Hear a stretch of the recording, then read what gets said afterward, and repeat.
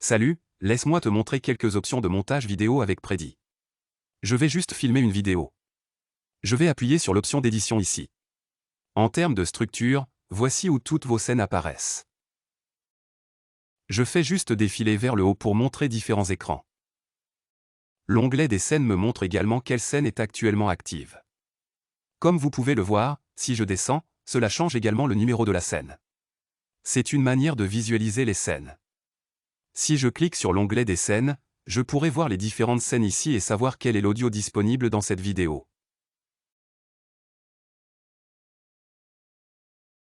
Tout d'abord, si je veux changer l'audio, je peux aller dans l'onglet des médias.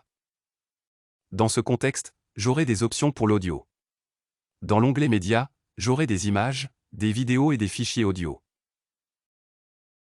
Si je clique sur audio, je peux voir une liste de tous les fichiers audio disponibles ici.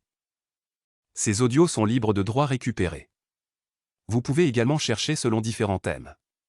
Nous voulons plus d'options de recherche ici.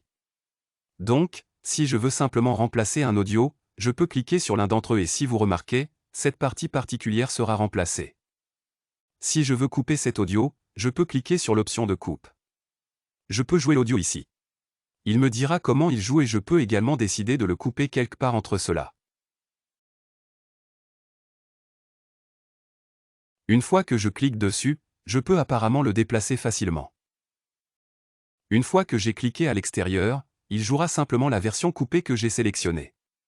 Si je ne veux pas de cet audio et que je veux juste un son qui fait partie de ma vidéo, je peux simplement le supprimer en utilisant l'option de suppression ici.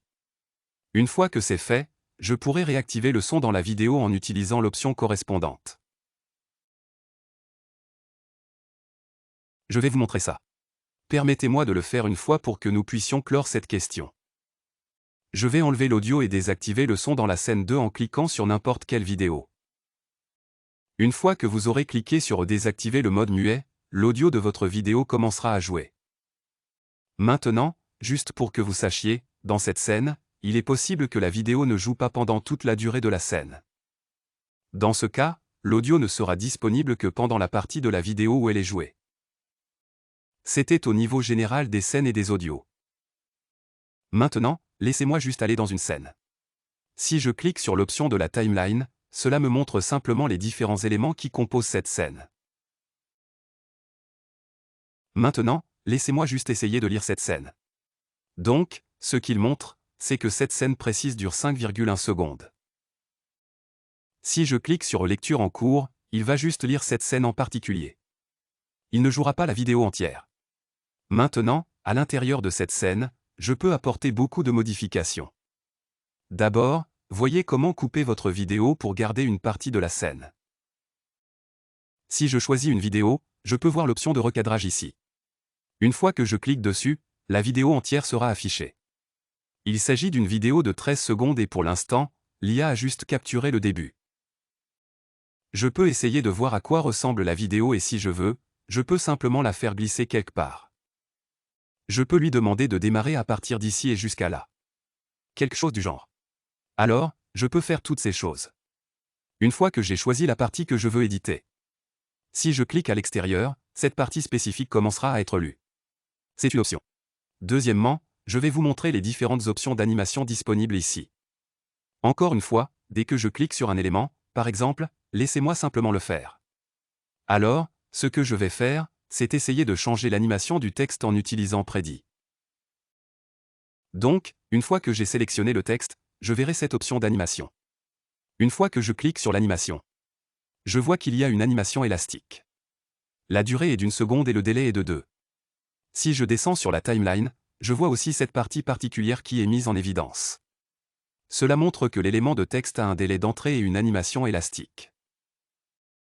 Maintenant, laissez-moi juste faire une chose. Laissez-moi juste réduire le délai à 1 seconde. Désolé, l'animation n'est plus élastique. Je vais le mettre en animation de rebond avec une durée de 2 secondes et je vais demander qu'elle arrive de cette façon. Maintenant, une fois que je lance la lecture, si vous remarquez, l'animation de ce texte spécifique a été modifiée.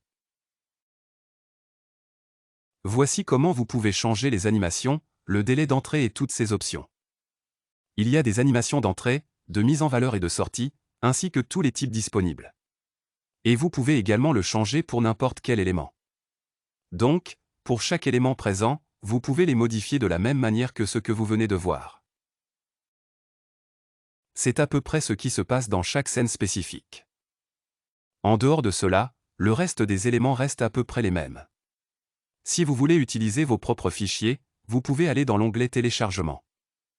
Au lieu de cela, laissez-moi voir si j'ai une vidéo.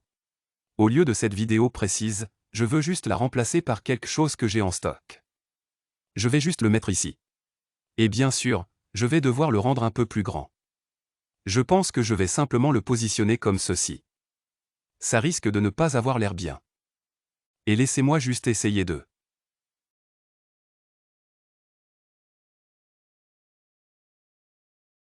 Ou laissez-moi juste essayer de faire comme ça.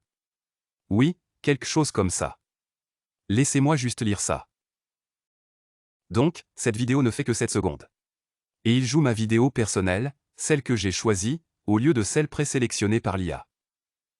Donc, pour le reste, si vous voulez changer vos images, logos, etc., cela reste sensiblement identique. Je peux également copier les scènes à partir d'ici. Je peux supprimer la scène et créer une page blanche. Toutes ces fonctionnalités se ressemblent déjà. Et enfin, en ce qui concerne les modèles, vous pouvez également essayer de changer entre différents modèles. Au lieu de ce modèle particulier que j'avais, je vais simplement changer pour un modèle au design différent. Et il le modifiera pour en créer une nouvelle version différente. Le schéma de couleur et le reste ont changé pour le nouveau modèle. Testez-le pour comprendre son fonctionnement. Donc, je pense avoir abordé la plupart des aspects de l'édition vidéo. N'hésitez pas à nous faire part de vos questions dans les commentaires. Merci.